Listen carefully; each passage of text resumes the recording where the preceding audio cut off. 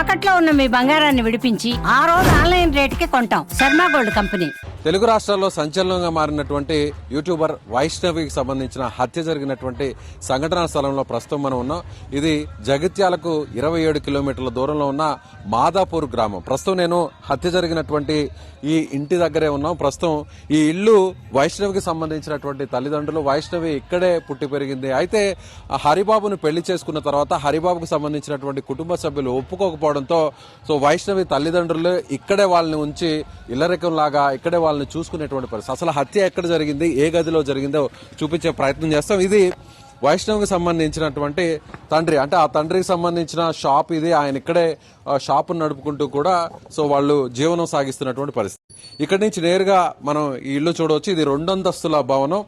Recent గానే వీళ్ల కోసమే, అంటే వైష్ణవి కోసమే ఇంకొక అంతస్తును కూడా నిర్మిస్తున్నారు. వైష్ణవితో పాటు 2 అన్నలు కూడా ఉన్నారు. ఆ 2 అన్నలు కూడా వీళ్ళు హైదరాబాద్ లో అంటే ఉద్యోగం చేస్తూ ఉంటున్నారు. ఇక్కడ కేవలం వైష్ణవి ఉంటుంది. వైష్ణవి రీసెంట్ గా పెళ్లి చేసుకున్నటువంటి హరిబాబు వీళ్ళు ఉంటారు. ఒకసారి ఇంటి లోపలికి మనం వెళ్దాం.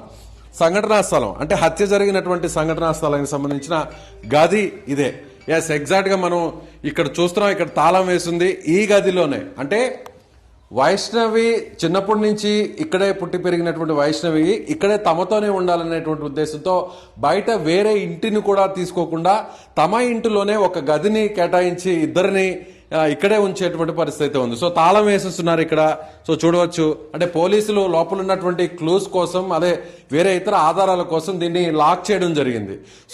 సరిగ్గా రాత్రి 12 గంటలు ఆ సమయంలో గొడవ జరిగింది. ఈ గదిలోనే వైష్ణవికి సంబంధించినటువంటి తల్లిదండ్రులు ఉంటారు. ఇద్దరు కూడా గొడవ పడుతున్నటువంటి సందర్భంలో మధ్యలో అర్ధరాత్రి సమయంలో వైష్ణవి తండ్రి వచ్చి తలుపు తట్టడం జరిగింది. ఏం జరిగింది అనేటువంటి వాళ్ళని అడిగిన వెంటనే ఆ తర్వాత చప్పుడు కాకపోవడంతో మళ్ళీ ఎలాంటి గొడవలు లేవులే, కొత్తగా పెళ్లి చేసుకున్నారు కాబట్టి భార్యాభర్తల మధ్య సహజంగానే గొడవలు ఉంటాయనేటువంటి ఉద్దేశంలో వాళ్ళు పట్టించుకోకుండా తిరిగి ఈ గదిలోకి వైష్ణవి తల్లిదండ్రులు వెళ్ళిపోవడం జరిగింది.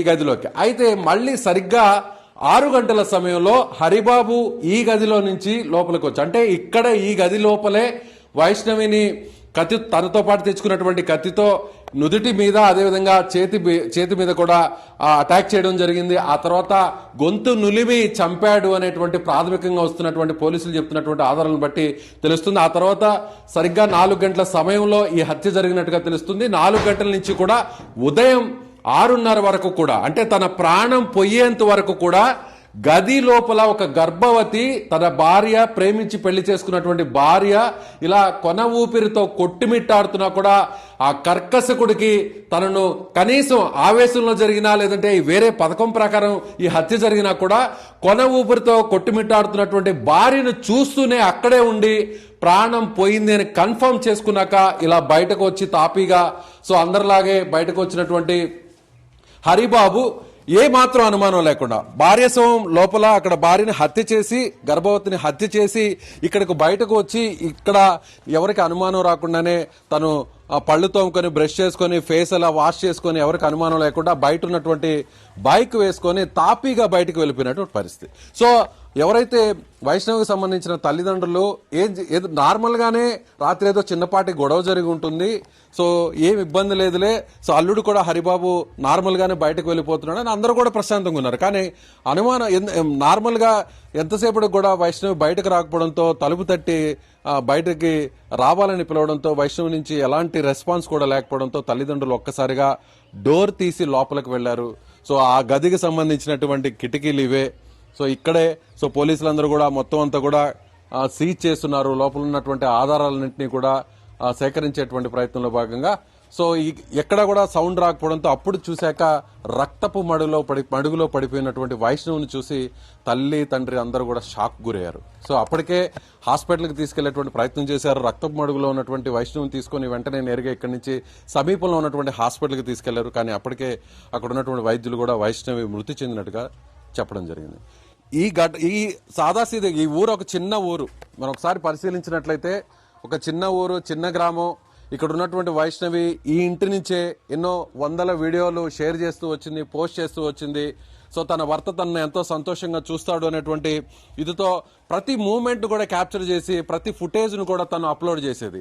ఈ చుట్టుపక్కల ఉన్నటువంటి వారందరూ కూడా వైష్ణవి చాలా కలివిడిగా ఉండేది, అందరితో కూడా ఎంతో సంతోషంగా మాట్లాడుతూ ఉండేది. అలాంటి వైష్ణవి ఇప్పుడు చనిపోయింది, చంపబడింది. అందులోనూ ప్రేమించి పెళ్లి చేసుకున్నటువంటి భర్త చేతిలోనే గర్భవతిగా ఉన్నటువంటి వైష్ణవి ఇంత కిరాతకంగా చనిపోవడాన్ని నిజంగా ఈ గ్రామస్తులు ఎవరు కూడా జీర్ణించుకునేటువంటి పరిస్థితి. కొద్దిసేపటి కిందటే వైష్ణవి అంత్యక్రియలు పూర్తయి అంతిమయాత్రకు భారీ సంఖ్యలో, వందల సంఖ్యలో ఇక్కడ ఉన్నటువంటి ప్రతి గ్రామంలో ఉన్న ప్రతి ఇంటి నుంచి కూడా అందరూ కూడా పెద్దలు మహిళలు అన్న తేడా లేకుండా అందరూ కూడా వచ్చినటువంటి పరిస్థితి. సో పోలీసుల అదుపులో ప్రస్తుతం హరిబాబు ఉన్నారు. హరిబాబుకు సంబంధించినటువంటి వారి తల్లిదండ్రులు కూడా అదుపులోకి తీసుకున్నట్టుగా తెలుస్తుంది. సో ఈ ఇంటిలో వైష్ణవి చిన్నప్పటి నుంచి పుట్టి పెరిగి ఎంతో సంతోషంగా తను ఒక ఇన్స్టా రీల్స్ చేస్తూ ఒక ఇన్ఫ్లుయెన్సర్ గా మారి యూట్యూబ్ ఛానల్ ని పెట్టి ఆ తర్వాత తన వీడియోస్ అంతా కూడా పోస్ట్ చేస్తూ ఉన్నటువంటి వైష్ణవి ఈ హరిబాబుని ప్రేమించి పెళ్లి చేసుకుని అతని చేతుల్లోనే దారుణంగా చనిపోవడం అనేది మాత్రం ఈ ఇల్లు ఒక సాక్ష్యంగా మారింది. నిజంగా ఇక్కడే పుట్టి పెరిగినటువంటి వైష్ణవి ఇక్కడే భర్త చేతిలో హత్య గావించబడడం, గర్భవతిగా చనిపోవడం అనేది మాత్రం నిజంగా ఇల్లు ఒక సజీవ సాక్షిగా మారిందనే చెప్పాలి. నిజంగా ఎవరొచ్చినా కూడా ఎన్ని సంవత్సరాలైనా కూడా ఎవరు కూడా ఆ తల్లిదండ్రులు అంటే అంతిమయాత్రలో చూస్తే అన్నదమ్ముళ్ళు, తల్లిదండ్రులు, కుటుంబ సభ్యులు అందరూ కూడా రోధిస్తున్నారు. అందరూ కూడా కింద పడి వాళ్ళు వర్ణాతీతం చెప్పలేనటువంటి పరిస్థితి. సో కెమెరామెన్ రాజ్ కుమార్తో విజయ్, సుమన్ టీవీ, జగిత్యాల, మాదాపూర్ నుంచి.